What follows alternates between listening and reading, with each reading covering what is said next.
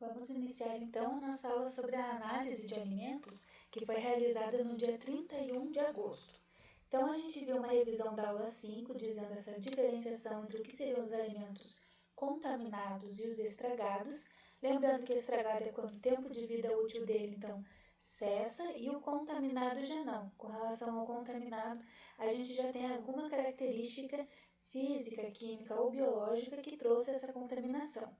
Vale frisar também que ambos causam problemas, como diarreia, vômito, mas também podem causar até a morte em casos piores. O problema do alimento contaminado é que ele às vezes está então com algum perigo alimentar, mas porém pela aparência não pode ser notado, e isso é pior porque a pessoa vai se alimentar achando que está comendo um alimento bom e depois que começa realmente a sentir os efeitos daquele determinado alimento contaminado. Então, os perigos eles são divididos em três principais. O primeiro seriam os perigos físicos, que seriam os materiais como pregos, parafusos, pedaços de vidro, lascas de madeira e também outros objetos que podem cair durante o preparo do alimento, e daí a pessoa pode estar consumindo e engolindo esse determinado perigo físico. Dentro dos perigos químicos são aqueles que são provocados então por algum produto químico mesmo, então desinfetante, agrotóxicos, inseticidas, entre outros. E os perigos biológicos são aqueles que são provocados então pelos micro-organismos, sejam vírus, bactérias, protozoários, vermes, fungos, e também chega a entrar nesse critério as toxinas microbianas que são liberadas conforme for o metabolismo dos organismos. Vimos ainda com relação às fraudes dos alimentos, que temos então a questão de adulteração, manipulação, roubo, overrun, falsificação, simulação e desvio. Lembrando que então adulterar é quando temos a composição do alimento alterada, quando a gente adiciona água, adiciona algum outro produto químico no meio, então trazendo uma adulteração sobre o que estava sendo vendido. A manipulação é quando todos os aspectos do alimento e da embalagem são imitações, então você vê que ele se parece, ele tem já esse caráter de ser muito parecido, é a imitação do outro. O roubo, então é aquela questão de apropriação indevida, acontece principalmente em casos de acidente, onde a pessoa pega esse material e tenta vender depois sem nota.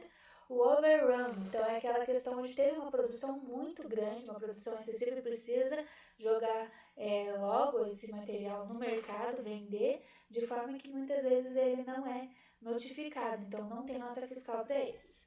A falsificação seria quando a gente usa as embalagens legítimas, as verdadeiras, porém o produto interno é falso. Simulação é quando o produto é legítimo e ele é fabricado tentando se assemelhar a um produto legítimo, mas não é uma cópia exata.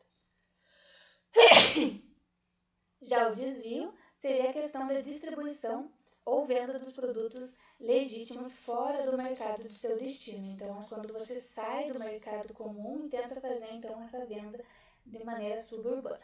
Então, a nossa análise de alimentos, ela entra como a bromatologia. Ele tem esse nome diferente, mas ele estuda a composição química, qualitativa, quantitativa, ação no organismo, aspectos alimentícios e calóricos, e também agora, que a gente vai estar estudando mais a fundo, as propriedades físico-químicas, toxicológicas e também da questão de adulterantes e contaminantes. Nossa importância é por termos um controle da qualidade, tanto desde o seu processamento, do início até o armazenamento e consumo final.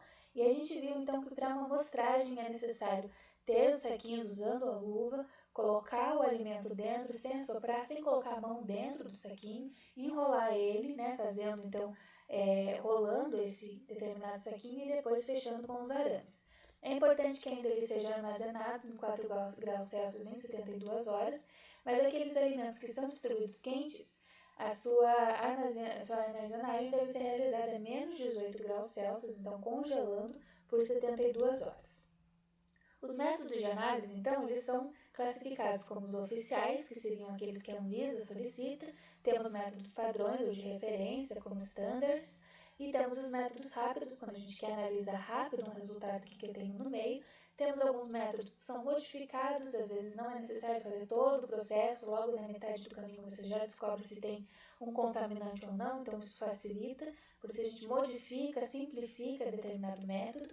E temos também os métodos automatizados, então utilizam equipamentos automatizados para isso. O nosso objetivo, então, é ir atrás de algum componente específico ou de vários, né? Mas a gente quer saber, por exemplo, se tem lá um determinado agrotóxico, se tem um desinfetante, se tem alguma característica microbiológica, alguma toxina, algum vírus no meio que pode estar causando determinado dano. Lembre que a gente tem essa divisão dos métodos quantitativos, que seria para verificar a quantidade de determinado poluente, que seria pelos métodos convencionais, a gravimetria e a volumetria, também chamada de titulometria, e temos os métodos instrumentais. É claro que para escolher não é apenas ver o que é mais barato e disponível. É importante também ter em mente qual é a concentração que você quer analisar. Então, se temos em composições maior que 0,1 gramas, pode utilizar os métodos convencionais. Porém, menos que isso, até mesmo chegando nos traços, tem que recorrer aos métodos instrumentais. Os convencionais não usam equipamentos sofisticados, são mais baratos, enquanto os instrumentais necessitam, sim, desses equipamentos mais sofisticados, mais caros, demanda que tenha alguém treinado, além dos próprios equipamentos que também são mais onerosos para a análise. Então, a gente tem essa divisão com relação à análise quantitativa, com os métodos convencionais e instrumentais. Vamos abordar um pouquinho mais com relação aos convencionais, que seria para análise clássica gravimétrica e a clássica de titulométrica. Mas nos instrumentais temos ainda análises manuais, automáticas, métodos fotométricos que utilizam a luz ou que utilizam a corrente, que são aqueles métodos eletroanalíticos. Então, a primeira que a gente viu são as análises gravimétricas. Você prepara a amostra, filtra, seca e faz a pesagem deles sem o material e com o material. A diferença dentre eles, depois que já esfriaram, após a secagem, é que a gente consegue ver, então, em peso, em massa, qual a quantidade que eu tenho daquele contaminante, daquele determinado componente específico. Já na análise titulométrica, a gente comentou que na bureta a gente tem concentração e volume já bem descritos, bem determinados, e eu tenho também o meu volume 2, que seria aqui o que eu tenho no meu Erlenmeyer, que é a solução que eu estou querendo descobrir a concentração. Então, através dessa fórmula, que é o C1V1 igual ao C2V2, a gente consegue descobrir quanto que é a concentração de determinado constituinte na amostra. Então, nossas etapas de amostragem, ela já começa nesse primeiro momento de você fazer a coleta, fazer a amostra que seja adequada, fazer um processamento, às vezes é necessário secar, é necessário macerar, deixar em dimensões menores, ou até mesmo sofrer alguma reação química para que ele possa sofrer a separação de determinados contaminantes. Então, eu quero deixar específico aquele determinado componente, ele lá, isolado para eu analisar apenas ele. Então, eu vou colocar algum material que faça essa separação. Depois disso, são feitas medidas, se processa os dados através de análise e faz aquela avaliação analítica. Então, essa análise depois corre também em questão estatística, por isso que é necessário fazer mais de uma. Então, a gente viu que a análise de alimentos é importante para a gente conhecer a sua composição, a ação no organismo, o valor alimentício, suas propriedades físico-químicas. Além disso, o valor nutritivo deles é importante porque é o conjunto de propriedades desse alimento que estão relacionados com a qualidade e a quantidade. A gente tem os constituintes químicos básicos ou nutritivos e também os constituintes secundários. Então, os químicos básicos, os principais, os nutritivos, é a água, carboidratos, gorduras ou lipídios, proteínas, minerais, vitaminas. Já nos constituintes químicos secundários seriam as enzimas, ácidos orgânicos, compostos voláteis, os pigmentos, pectinas e outras substâncias aromáticas. É importante a gente ver que, por exemplo, se eu estou me referindo ao valor nutritivo, o constituinte químico responsável são proteínas, minerais, açúcares e vitaminas. Agora, se eu tenho cor, eu quero saber qual componente químico é relacionado com a cor, seriam as enzimas e os pigmentos. Em questão de sabor, são os ácidos orgânicos, açúcares, fenólicos. Em relação ao odor, são os óleos essenciais e os compostos voláteis, então eles viram gases, eu consigo cheirar e sentir esse odor. E também com relação à textura, seriam, no caso, as pectinas, gomas e proteínas. Então, ali no ABA, a gente tem um material já disponível para vocês. Ele é um relatório técnico feito pela Ângela Fonseca Reck e ela faz a amostragem de alimentos para análise bromatológica. Então, ela explica a quantidade que você vai pegar de cada um dos compostos.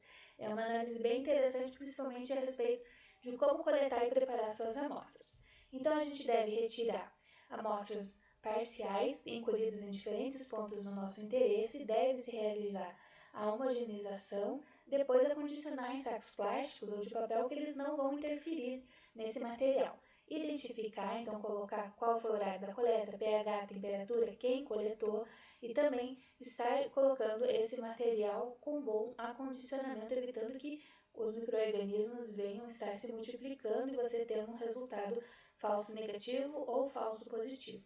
Então, a gente tem que tomar esse cuidado. Primeiro ponto, a amostragem, temos a amostra bruta, então ela vai ser quarteada. Então, aquele processo de quarteamento, você vai dividindo ela em cada vez características menores até ter o ponto de amostragem laboratorial no volume ou na massa necessário. As amostras, elas podem ser homogêneas ou heterogêneas, então homogêneas a gente vê apenas uma fase, apenas um componente, como gases e líquidos, mas temos ainda amostras heterogêneas, como são solos, sedimentos, rochas e minerais. Como vocês podem ver na figura ali, a gente tem um granito onde a gente consegue estar analisando os diferentes constituintes, brancos, pretos, marronzinhos, fazendo então com que tenham constituintes diferentes, como quartzo, mica, feldspato, e assim então você consegue diferenciar. Se eu consigo ver mais de uma fase, é uma mistura ou amostra heterogênea. Depois vimos a questão do acondicionamento da amostra. Ela é necessária você deixar em baixas temperaturas para evitar que haja reações químicas, processos físico-químicos e biológicos, trazendo uma alteração na composição da amostra. Então, processo físico seria difusão, ele volatilizar, dissolver. Os químicos seriam as reações químicas, fotoquímicas, oxidações e precipitações.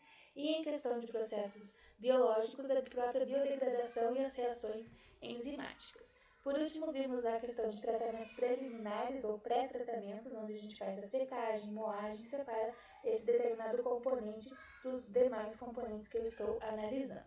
Então, a gente tem aqui dois métodos principais. Primeiro é o WIND, a gente viu que ele já é desde 1860, é um sistema muito respeitado, porém a dificuldade dele é que ele não consegue fazer a divisão das fibras. Ele consegue, então, analisar diversos pontos, sendo que as principais análises a serem feitas são matéria seca, proteína bruta, fibra de detergente neutro, fibra de detergente ácido, essa é uma outra metodologia, o extrato etéreo, onde você remove por éter, cinza ou matéria mineral, a digestibilidade in vitro também da matéria seca pode ser analisada.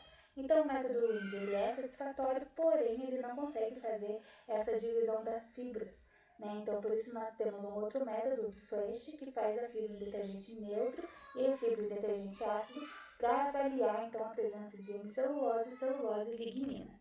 Então, aqui a gente tem essa divisão com relação aos métodos. Vocês podem notar que, principalmente com relação às fibras, elas são divididas em celulose, hemicelulose e lignina, são análises diferenciadas, e também é possível analisar um pouco mais a fundo a questão de amido, açúcares, e fazer essa divisão, então, com relação aos carboidratos.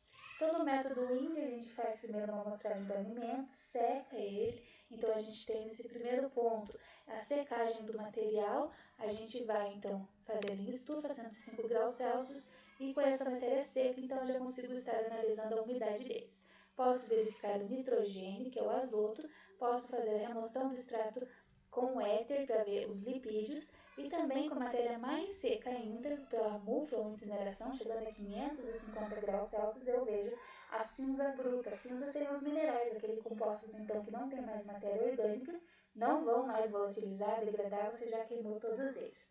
Temos ainda a questão da matéria seca poder passar para o tratamento ácido ou alcalino, e depois eu vou descobrir as fibras com as cinzas brutas e essa divisão de uma fibra bruta então mais generalizada. Aqui a gente tem os componentes com relação da umidade, cinza bruta, proteína bruta, gordura ou extrato etéreo, fibra bruta e também os extratos não azotados ou não nitrogenados. A secagem pode ser feita por estufa, radiação infravermelha, micro-ondas ou dessecadores. E a gente viu que uma questão muito importante é lembrar dessa diferença com relação à umidade e atividade da água.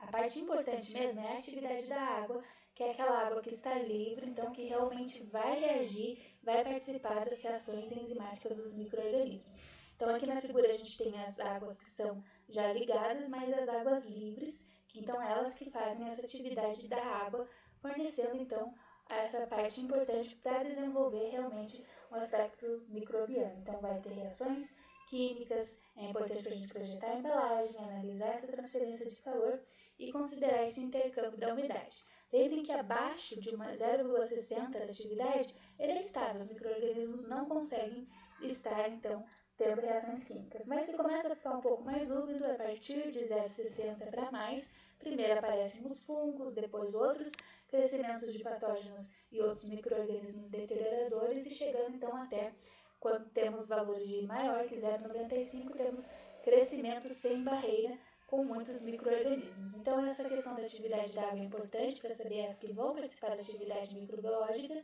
e o teor da umidade é mais com relação aos aspectos sensoriais, como se o alimento é crocante ou não. Primeira análise, então, matéria seca, ela passa pela estufa a 100 graus Celsius por 12 horas, a diferença de peso eu consigo descobrir. Cinza bruta, além de secar, é necessário deixar ainda mais seca, com temperaturas de 550 a 570, agora já é mufla, fica no mínimo 3 horas para retirar toda a matéria orgânica e eu saber quanto que eu tenho de sais minerais. Posteriormente, temos as proteínas brutas, que elas são analisadas em questão do nitrogênio total. A limitação é que ele não difere as proteínas. Para ver a gordura, eu faço a extração com o éter, então ele remove essa gordura, eu consigo ver quanto que eu tenho no meio, através desse aparelho tipo Soxhlet, que é da figurinha ao lado. E depois temos a fibra bruta normal, aquela então mais generalizada, que são mais relacionados aos carboidratos estruturais. Para isso, então, a gente faz essa análise depois de já ter passado pelo éter, então submeto ainda a uma digestão ácida e depois uma solução básica fraca, filtro, e aí ainda coloco ele numa mufla 550 graus Celsius. Consigo descobrir quais são as fibras, lembrando que ele junta tudo, hemicelulose, celulose e lignina. Por isso que teve, então, a questão do Swash trazer fibras, então, bem diferenciadas entre si através de uma nova metodologia. Com relação aos extratos não azotados ou não nitrogenados, eles são, então, aqueles carboidratos não estruturais que são de mais fácil digestão, como açúcar, amido e pectina. Então, aqui a gente tem todas essas questões dos elementos que são analisados, mas o método do Swash, ele veio para verificar essa questão das fibras. Então, ele faz uma divisão de metodologia com detergente neutro e detergente ácido. Então, note aqui que no detergente neutro eu consigo descobrir a hemicelulose, e depois, no detergente ácido, eu consigo fazer a diferenciação entre celulose e lignina. Então, ela é bem dividida. No detergente neutro, então, ele consegue fazer essa descoberta da hemicelulose, enquanto no detergente ácido, a celulose e a lignina são descobertas no meio. Por último, vimos que temos também os métodos biológicos, que então é uma análise com relação aos micro-organismos e também com relação aos animais, para verificar a quantidade que foi ingerida e quanto que foi excretado. Para a questão da digestibilidade, a gente pode verificar também se causam gases, se causam má disposição, e é por isso que temos os métodos diretos e indiretos, podendo ser in vitro, in vivo, para verificar a produção dos gases, e também até mesmo dos indiretos com marcadores in situ. Para finalizar, então, já que esse é um resumo da nossa aula, a gente vê as características físico-químicas que são divididas com relação à cor, sabor, aroma, cristalização, que seria no caso do mel, que quando ele não é puro ele forma cristais, a questão do teor da umidade, viscosidade, o teor de cinzas ou minerais e pH. Então, com isso a gente finaliza a nossa aula de análise dos alimentos. Caso vocês tenham algumas dúvidas, fico à disposição para ir respondendo. Tá bom? Nossa próxima aula já vai ser uma revisão para a prova e também a entrega do questionário, que é um trabalhinho que vale 2 pontos. Obrigada por todos e obrigada pela atenção e desejo também bons estudos.